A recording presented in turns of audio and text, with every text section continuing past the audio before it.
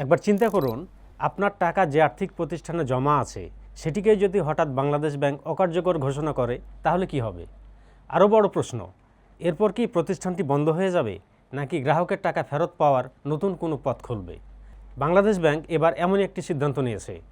মূলধন সংকট, আর্থিক অস্থিরতায় থাকা 4টি আর্থিক প্রতিষ্ঠানকে অকার্যকর ঘোষণা করেছে। একই সঙ্গে ব্যাংক রেজুলেশন আইনের আওতায় প্রতিটি প্রতিষ্ঠানে প্রশাসক নিয়োগ দিয়েছে।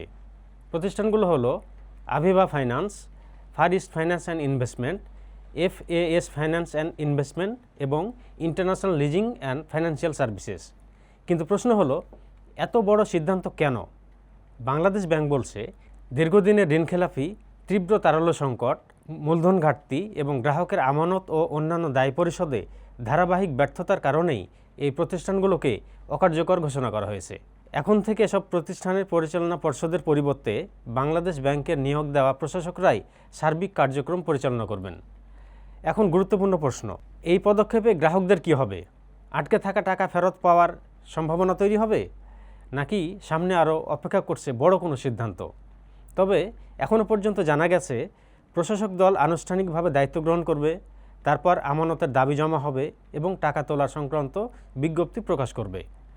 সেই পর্যন্ত গ্রাহককে অপেক্ষা করতে হবে।